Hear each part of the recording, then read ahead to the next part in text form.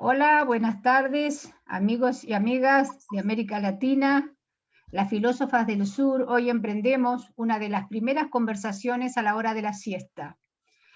Esta reunión entre algunas de las integrantes tiene la intención de reflexionar sobre la realidad y de pensar juntos, algunos ítems que nos permitan crear o generar otro tipo de discurso que aborde lo real, pero tratando de disminuir la violencia discursiva que nos atraviesa. Conversaciones a la hora de la siesta busca tener un cierto sentido de cotidianidad para acercarnos los unos a los otros, los unos a las otras, en función de disminuir las tensiones y lograr al menos calmar cierto grado de ansiedad que esta realidad nos genera y para la cual no tenemos una salida cercana, según lo dicen las estadísticas y los discursos preventivos sobre la salud que nos han marcado un escenario conflictivo y una libertad cercenada que, si bien tiene su fundamento formal, en el mundo de la vida, esta nos genera un cierto estadio de zozobra y un cierto estadio de desasosiego, cuando la realidad de la puerta para afuera parece estar en un estadio permanente de incertidumbre, de conjeturas y de una puesta en juego de la realidad humana de existir en toda su crudeza. En este sentido, las filósofas del sur, grupo de mujeres argentinas que hacemos filosofía, vamos a tratar de acompañarnos en nuestra hora de la siesta con mínimas conversaciones entre nosotras, pero intentando siempre llegar a ustedes para compartir ideas, realidades y, si es posible, pensar juntos un futuro inmediato más amable al ser. Le doy la palabra a mi colega Silvina Aldeñete y comenzamos nuestra charla a la hora de la siesta. Gracias, Amelia. Bueno, conversando entre nosotras, recordaba, por ejemplo, en el momento en el que me puse a escribir el primer artículo de nuestro grupo, allá por el 2019, y lo hipócrita que me sentí cuando me vi a mí misma escribiendo cómodamente en mi cocina al lado del horno con los mates, y de fondo una crisis latinoamericana infernal, como ser el golpe de Estado de Bolivia, por ejemplo. Y en esa época ni se nos pasaba por la cabeza, por ejemplo, el aislamiento por COVID, ni las cosas que están pasando hoy. Y bueno, ahora después de todo este tiempo reflexionando, pienso si en estos tiempos donde la conectividad nos atraviesa transversalmente, la militancia que se hace en la virtualidad tiene hoy un sentido como agente de cambio, o si finalmente termina reproduciendo la opresión. En este sentido, yo pienso, por ejemplo, qué banderas ponemos en nuestros perfiles, a qué movimientos adherimos, a qué reclamos adherimos, y qué tanto hacemos nosotros desde nuestra comodidad para traerle al mundo un poco más de justicia.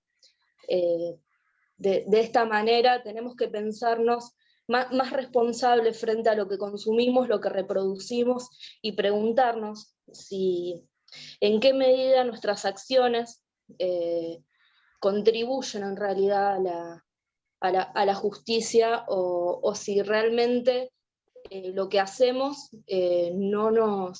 no es en realidad una autocomplacencia de decir, soy un poco más justo, más justa, más juste, porque tengo la bandera de Palestina o de Colombia, por ejemplo, en mi perfil. Creo que tendríamos que reflexionar y llamarnos a nosotros mismos a actuar verdaderamente, nosotras como pensadoras y académicas, y cualquier otra persona, actuar realmente en función de la justicia y la igualdad.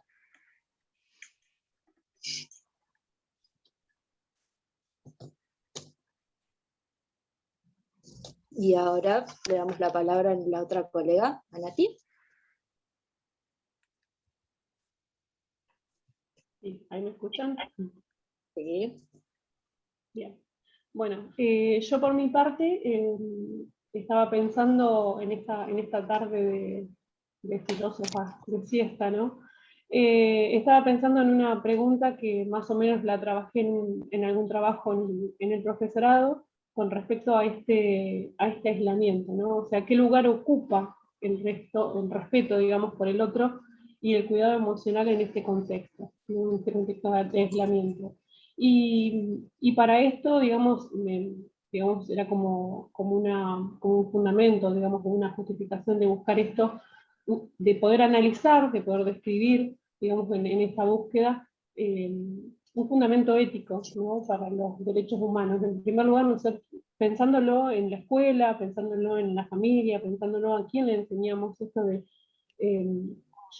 hoy me fui a la ley de educación sexual integral, ¿no? O sea, que nos propone enseñar y a su vez que dialogar, y hacerlo también con la filosofía, ¿no es cierto? O sea, esto de la sexualidad, de los géneros, con los demás, no solo pensándolo desde un lugar de estudiantes, sino a la comunidad y a nuestra familia, que nos convoca, ¿no es cierto?, este desarrollo desde este punto, no solo desde lo biologicista o médico.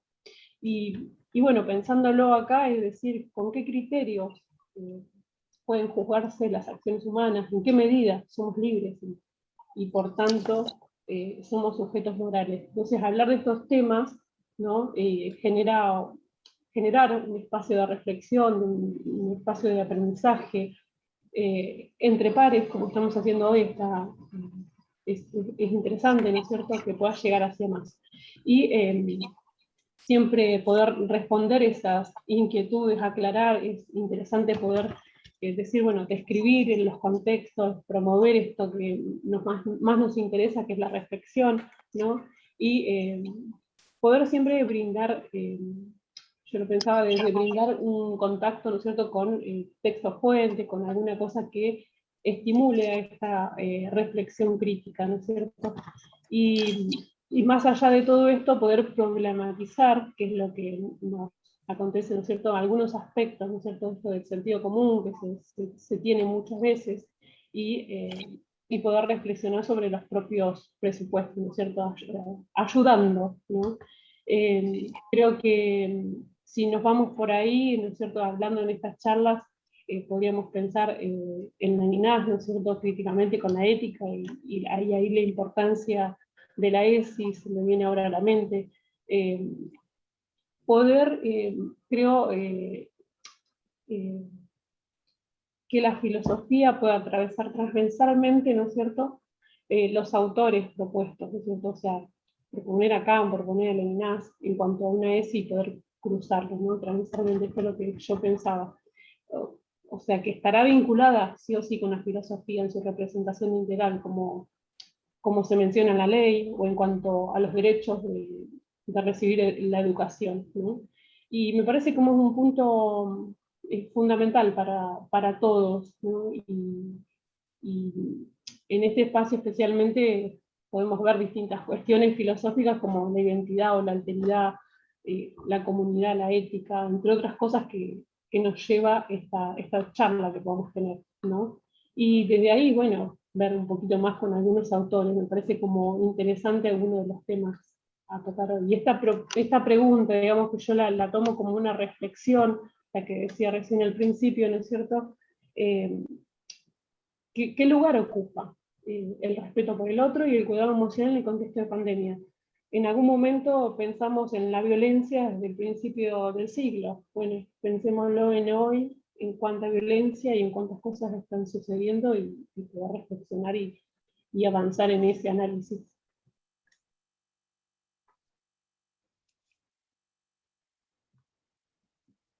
Bueno, tomo la palabra de mis colegas y en mi caso voy a ir un poquito más allá y voy a retomar lo que las postulaciones de Sibila, como también la mirada ética de Natalia, para pensar la realidad latinoamericana en este tiempo desde una perspectiva filosófico-política y por sobre todas las cuestiones éticas. poniendo en tensión estas cuestiones de los modelos geopolíticos y económicos que siguen persistiendo en nuestro continente y que en gran medida están provocando un estadio de barbarie o una sociedad antropofágica, como llamo yo, en la práctica cotidiana, que descree del derecho a la vida del otro y la atropella porque sí, porque hay un estadio absoluto de indefensión. Pensando en Colombia, pensando en Brasil, pensando en Perú, teniendo la memoria reciente de nuestra historia política, con un desapego de la humanidad del otro que nos toma dimensión acerca de la barbarie que se comete cuando se ignora el derecho a la vida, el derecho al trabajo, el derecho a la comida y el derecho a la salud. Hoy se enarbolan las banderas de una educación que se ha puesto sobre el tapete como la imago contraria de aquello que se postuló y se ejecutó en un pasado muy reciente en Argentina. ¿En qué medida la realidad, nuestra filosofía, nuestra mirada feminista y femenina acerca de lo que se plantea en estos escenarios, logra poner en el discurso o en el relato esta realidad violenta que nos atraviesa? Y estoy hablando de las violencias visibles y de las violencias invisibles, del símbolo de la violencia que se inscribe en cada acto cotidiano, totalmente aceptado y naturalizado como si fuera un relato de la realidad a la que estamos acostumbrados. Una dimensión ética del derecho material a la vida y una dimensión jurídico del derecho a la vida, del que las mujeres estamos muy distantes de las realidades que se plantean a través de la jurisprudencia básicamente masculina, nos pone alerta sobre esta realidad. Por sobre todas estas cuestiones, lo que nos anima a esta conversación a la hora de la siesta, en mi caso, es el tremendo impacto que me genera el hecho de que una niña en Colombia se haya suicidado después de haber sido violada por 4 policías. Entonces, lo primero con lo que amanecí hoy es la maldita policía, los malditos jueces, los malditos dictadores democráticos que hoy se han apropiado de la vida y del derecho de sus ciudadanos, fallando absolutamente al rol de representación que toda autoridad democrática debería tener en favor de sus pueblos. En Argentina, con un pasado reciente tan abrumador como el que sucede en Colombia y como el que sucede en Perú, no podemos engañarnos, se está dando una manifestación muy fuerte de lo que yo llamo, Amelia Gallástegui llama, un neoanarquismo fruto de un liberalismo que se dice respetar la República. Y en función de respetar la República, se pone en el escenario una ficción de educación y una ficción de jurisprudencia que daña las instituciones, daña el relato, daña a los seres, daña la historia. Entonces, ¿de qué manera nosotras podemos pensar esta realidad? La pensamos como podemos, porque la realidad presente nos apabulla. Entonces, aquel nivel de curiosidad, aquel impacto de la realidad al que veníamos acostumbrados, ya nos deja reflexionar con toda la profundidad que debiéramos, porque la realidad es tan compleja y multiforme que nos genera un estadio de urgencia. Debemos actuar con urgencia. Y en toda América Latina estoy hablando. En este caso, la pandemia como una cuestión global nos ha puesto a todo en un mismo escenario, pero ese escenario tiene tantas aristas, tanta diversidad y tanta violencia que pareciera que el estadio del ser humano habitando un mundo ha perdido su significación y su palabra. Conversar a la hora de la siesta tiene un sentido particular desde el punto de vista de las filósofas del sur. O el simbolismo o la eficacia simbólica de la palabra cuando decimos siesta, porque tradicionalmente desde el tiempo de nuestras abuelas era la hora del reposo, era la hora de volver a pensar, de volver sobre sí. Y en este estadio de reposo pareciera que hoy no puede darse porque la realidad lo quiebra, la realidad lo mutila, la realidad urge ser interpretada y puesta en palabras con nuestros hermanos y nuestras hermanas, o con todos aquellos que quieran acercarse a escucharnos y a pensar con nosotros. En mayo del año 21, esta fotografía de la realidad a la que hacíamos alusión. La filosofía en este caso tiene una responsabilidad insoslayable, hacer la crítica, pero una crítica que no esconda, ¿sí?, o una crítica que no invisibilice la importancia que tienen los actores. Y en este caso, la filosofía no puede dejar de estar presente desde una crítica radical al escenario contemporáneo y de una exigencia de absoluta libertad a los derechos, de absoluta libertad a los derechos y a la legislación vigente.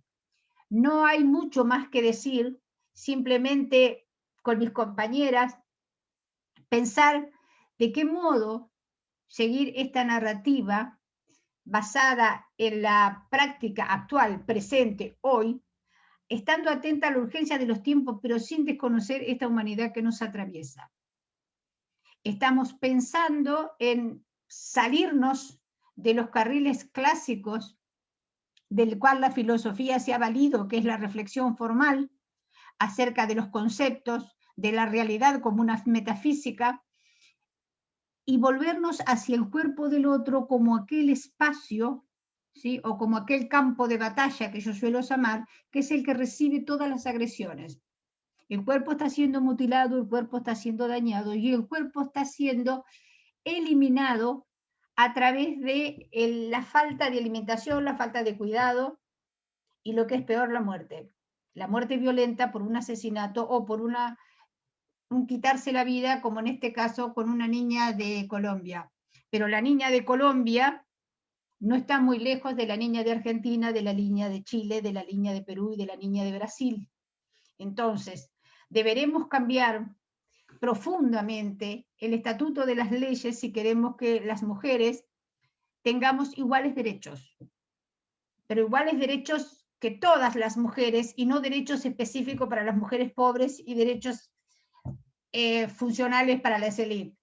Cuando hablo de derechos, estamos hablando de derechos para todos y una democracia supone igualdad.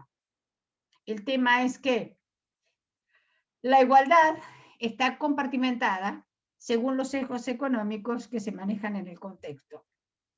Me refiero específicamente a la cuestión de las mujeres, porque en este 3 de junio, todo el año debiera ser el ni una menos, hoy se ha vuelto nadie menos en el continente.